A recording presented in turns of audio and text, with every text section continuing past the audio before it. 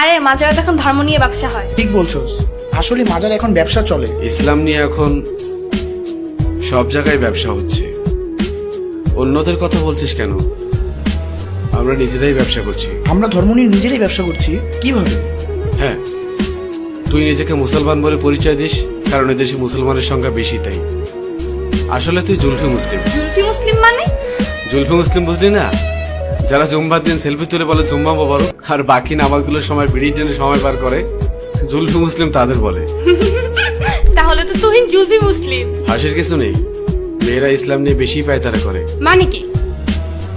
তর্ক করবি নাকি শিখবি? বল দেখি, শিখি। তোর ফেসবুক প্রোফাইলে কি আছে? কি থাকবে? আমার অনেক ছবি আছে, আর কি থাকবে? না, তোর অ্যাবাউটে কি আছে? কি থাকবে? অ্যাবাউটে আছে not yet working student, I love Allah. Wait wait wait wait, এখানে আমার প্রশ্ন, আল্লাহকে তুই ভালোবাসিস? কেন বাসবো না, অবশ্যই ভালোবাসি। আল্লাহকে কি তোর বয়ফ্রেন্ডের মতো ভালোবাসিস? বয়ফ্রেন্ডের মতো কেন ভালোবাসবো? না মানে তোর ফেসবুক অ্যাক্টিভিটি তো তাই বলে। মানে ঠিক বুঝলাম না। অ্যাকচুয়ালি তোর না, তোদের মতো মেয়েদের ফেসবুক প্রোফাইলে ঢুকলেই দেখা যায় কভার পিকচারে কোরআনের ছবি, কিন্তু তুই কোরআন পড়তে পারিস না। প্রোফাইল পিকচারে মক্কা শরীফের ছবি, কিন্তু তুই যেটা আপলোড করার যোগ্যতাই রাখিস না। এখানে যোগ্যতার কি হলো? অনেক কিছু। তোর ফিচার ফটোতে 5 ওয়াক্ত নামাজের ফায়দার কথা, কিন্তু তুই 1 ওয়াক্ত পড়িস না। আর একটু নিচে নামলেই দেখা যায় তোর টলটনে রলবলে সুন্দর শরীরের সব পাট পাট ছবি। এই ফাইজলামির বাড়ি কোথায়? এটা কি ইসলামের অবমাননা নয়? দেখ, তোর মুখে কি আল্লাহর নামটা মানায়? তাহলে আমি কার নাম নিব? আমি মুসলিম, আমি তো আল্লাহ নামই নিব। না, তুই বা তোরা মুসলিম না। এই যে বললাম, শুধুমাত্র এদেশে মুসলিম বেশি তাই তোরা মুসলিম পরিচয় দিস। অ্যাকচুয়ালি তোদের নিজেদের তৈরি করা খোদা আছে, যে খোদা তোদেরকে স্বাধীনভাবে উল্টা পাল্টা করে চলতে আর ফাউল ভাবে পোশাক পরতে বলেছে। আমি শাড়ি হিজাব এগুলি কি পরি না, নাকি সেদিন তোর চোখে সমস্যা থাকে? হিজাব পরা পিক আপলোড করে লিখিস অনেক দিন পর হিজাব। বাহ, একদিন হিজাব পরে তুই উদ্ধার করে দিয়েছিস। একদিন বোরকা পরে ফেসবুকে স্ট্যাটাস দিস কেউ একজন পড়তে বলেছিল। আর তোদের শাড়ি পরা থাকলে বুকের উপর থেকে কাপড়টা নামিয়ে ফটোশুট শুরু করিস। যতটা সম্ভব নিজের বডি শো আপ নিয়ে ব্যস্ত থাকিস।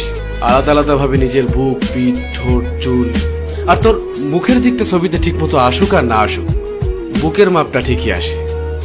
এটা কি আল্লাহকে অপমান করা নয়? তুই নিজেকে নিজের স্বাধীনতার আদলে শরীরকে প্রোডাক্ট বানিয়ে ফেলেছিস। নোংরা সিনেমার থেকেও নোংরা তোদের চলাফেরা। এবার বুকে হাত দিয়ে বল, আল্লাহকে তুই অপমান করছিস না? বিশেষ দিনে তোর বয়ফ্রেন্ডের ক্যাপাসিটি থাক আর না থাক, তোর সাথে ম্যাচিং করে পোশাক না পরলে তোর সম্মান থাকে না। তবে একটা চমৎকার বিষয় হলো, সারাদিন তোর ডিমান্ড থাকলেও দিন শেষে বিয়ের জন্য সব ছেলে একটা ভালো মেয়েই খুঁজবে। আর তুই তো নিজেকে খারাপ বলতেই স্বাচ্ছন্দ্য বোধ করিস। তোর ফেসবুক প্রোফাইলে কি লেখা থাকে? I M a bad girl with the lot of bad habits. এটা কি ইসলামকে অপমান করা নয়?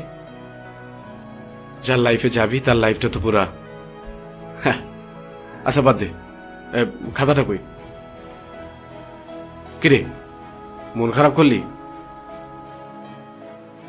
রিমা, একবার ভাব, তোর এই সুন্দর চেহারার সাথে যদি 10টা ভালো গুণ যুক্ত হয় তবে কতই না ভালো হবে।